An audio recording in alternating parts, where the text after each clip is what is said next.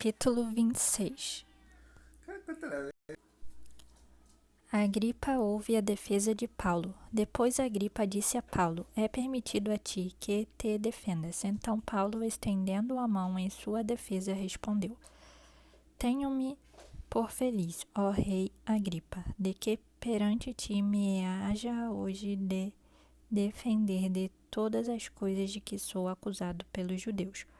Mormente sabendo eu que tens conhecimento de todos os costumes e questões que há entre os judeus, por isso te rogo que me ouças com paciência. Quanto à minha vida desde a mocidade, como decorreu desde o princípio entre os da minha nação, em Jerusalém, todos os judeus a conhecem, sabendo de mim desde o princípio, se o quiserem testificar, que conforme a mais severa seita da nossa religião, vivi fariseu. E agora, pela esperança da promessa que por Deus foi feita a nossos pais, estou aqui, sou julgado, a qual as nossas 12 tribos esperam chegar, servindo a Deus continuamente, noite e dia. Por essa esperança, ó rei Agripa, eu sou acusado pelos judeus. Pois que julga-se coisa incrível entre vós que Deus ressuscite os mortos?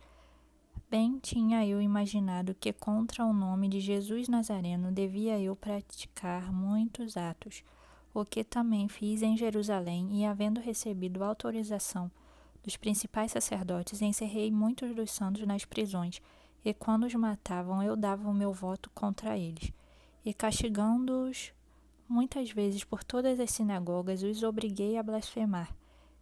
E, enfurecido demasiadamente contra eles, até nas cidades estranhas os persegui, sobre o que, indo então a Damasco com poder e comissão dos principais sacerdotes, ao meio-dia, ó rei, vi no caminho a luz do céu, que excedia o esplendor do sol, cuja claridade me envolveu a mim e aos que iam comigo, e caindo nós todos por terra, ouvi uma voz que me falava, e em língua hebraica dizia: Saulo, Saulo, por que me persegues?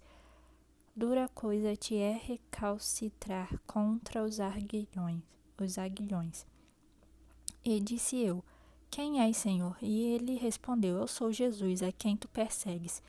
Mas levanta-te e põe-te sobre os teus pés, porque te apareci por isto, para te pôr por ministro e testemunha tanto das coisas que tem visto, como daquelas pelas quais te aparecerei ainda, livrando-te deste povo e dos gentios, a quem agora te envio, para lhes abrires os olhos e das trevas os converteres à luz, e do poder de Satanás a Deus, a fim de que recebam a remissão de pecados e herança entre os que são santificados pela fé em mim.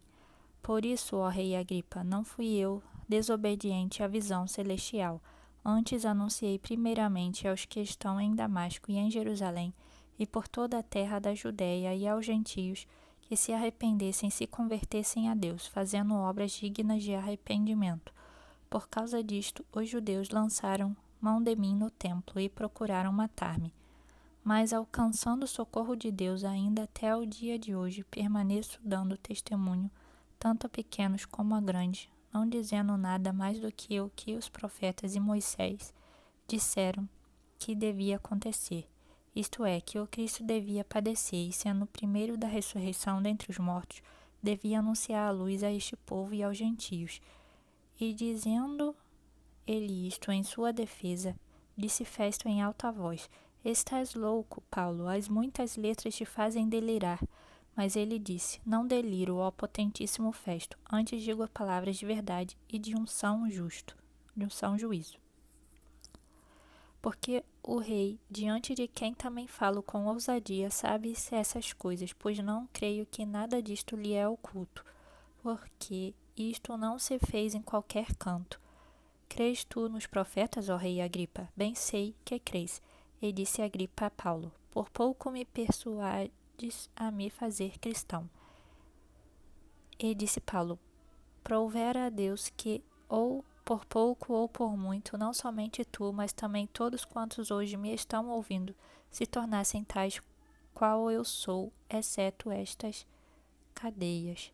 E dizendo ele isto, levantou-se o rei, o presidente e Berenice e os que com eles estavam sentados, e apartando-se dali falavam uns com os outros, dizendo: Este homem nada fez digno de morte ou de prisões. E Agripa disse a Festo: Bem podia soltar-se este homem se não houver apelado para César.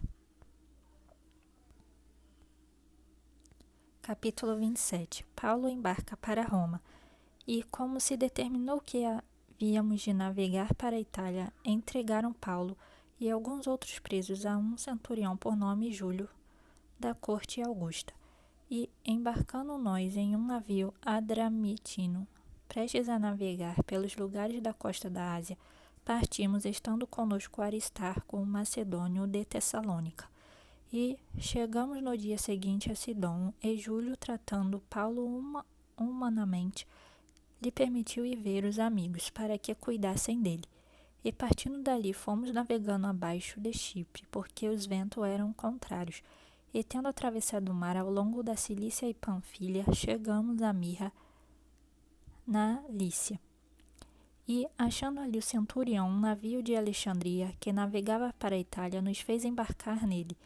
E, como por muitos dias navegássemos vagarosamente, havendo chegado apenas defronte de Cnido, não nos permitindo o vento ir mais adiante, navegamos abaixo de Creta, junto de Salmone, e, costeando-a dificilmente, chegamos a um lugar chamado Bons Portos, perto do qual estava a cidade de Lazéia.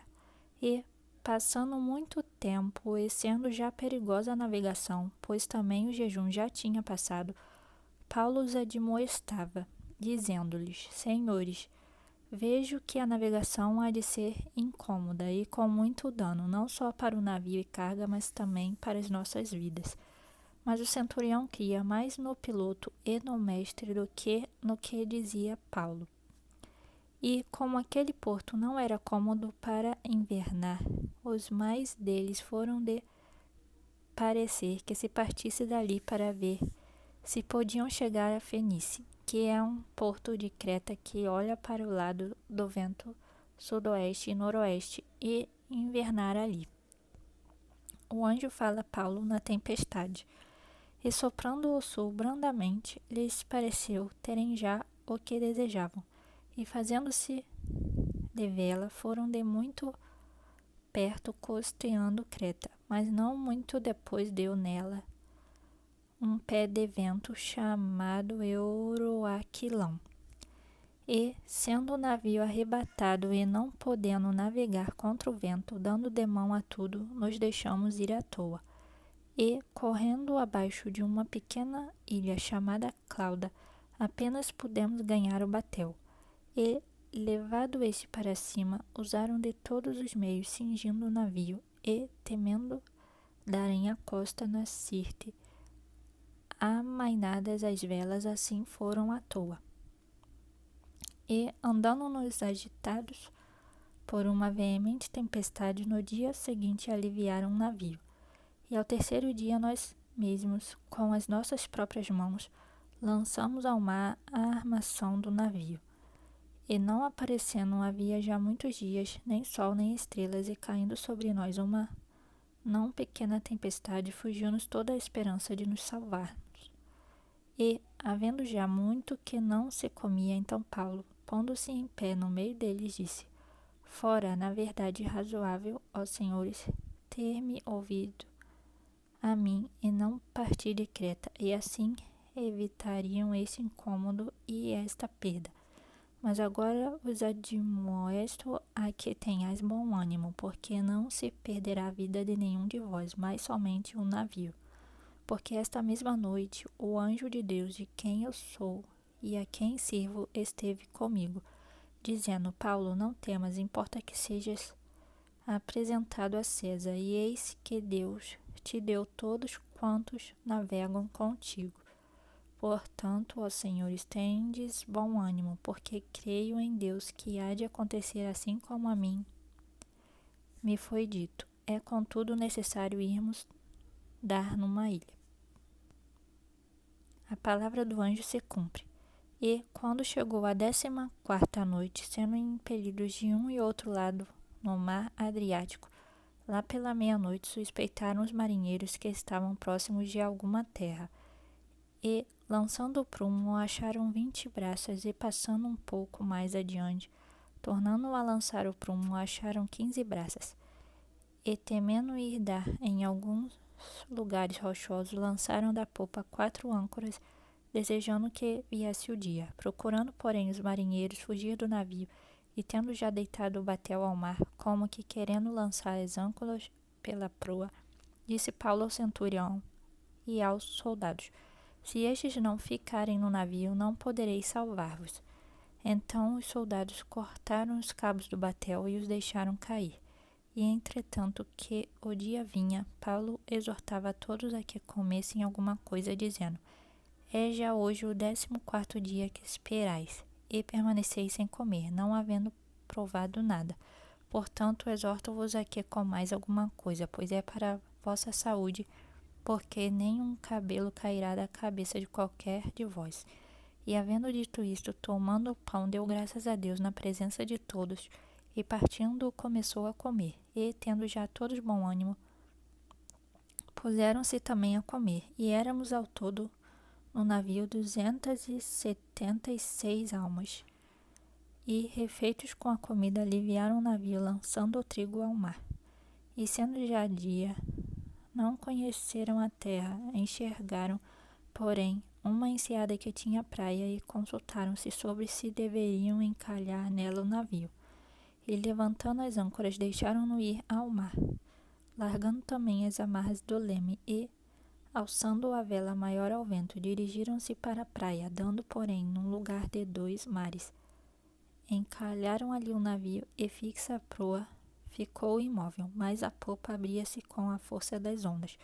Então a ideia dos soldados foi que matassem os presos para que nenhum fugisse, escapando a nada. Mas o centurião, querendo salvar a Paulo, lhes estorvou este intento e mandou que os que pudessem nadar se lançassem primeiro ao mar e se salvassem em terra, e os demais, uns em tábuas e outros em coisas do navio, e assim aconteceu que todos chegaram à terra salvo.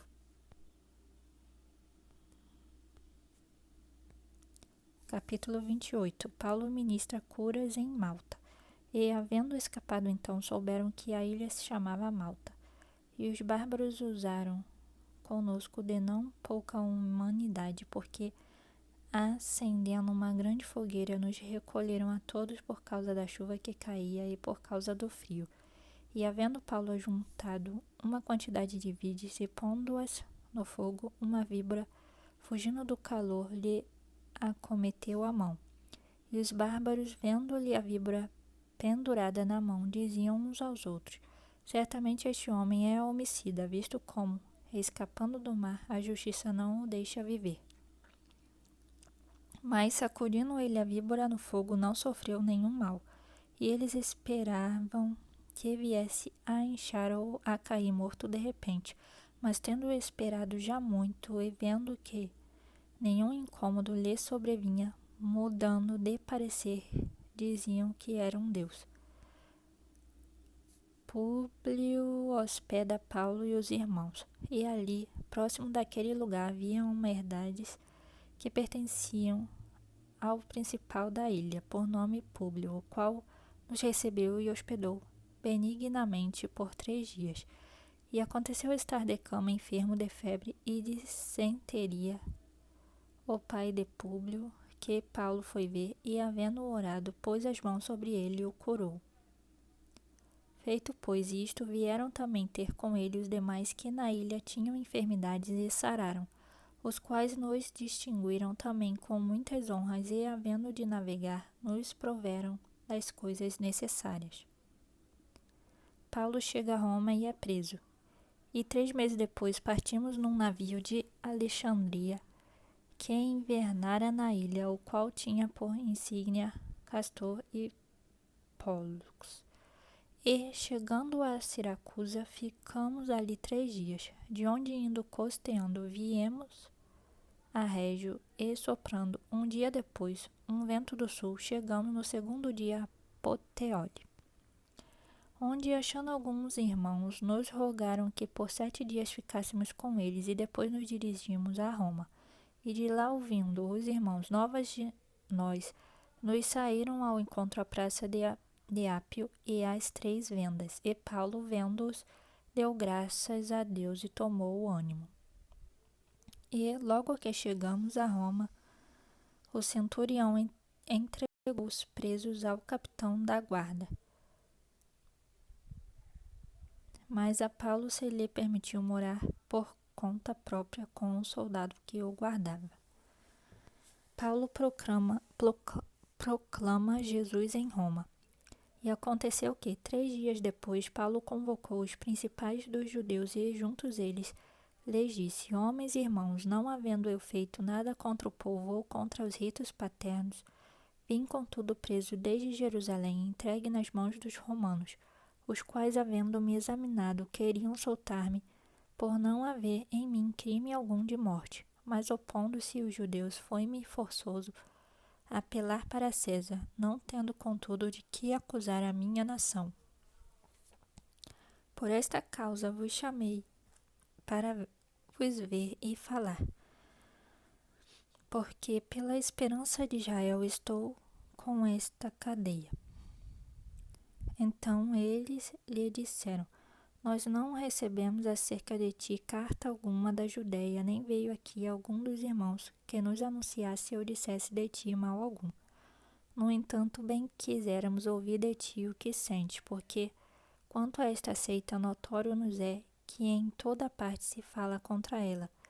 E havendo-lhe eles assinalado um dia, muitos foram ter com ele à pousada, aos quais declarava com bom testemunho o reino de Deus e procurava persuadi-los à fé em Jesus, tanto pela lei de Moisés como pelos profetas, desde a manhã até a tarde. E alguns criam no que se dizia, mas outros não criam.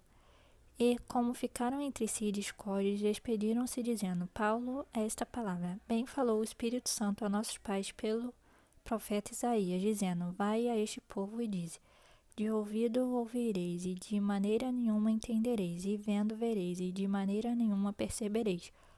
Porquanto o coração deste povo está endurecido, e com os ouvidos ouviram pesadamente, e fecharam os olhos, para que nunca com os olhos vejam, nem com os ouvidos ouçam, nem do coração entendam, e se convertam, e eu os cure.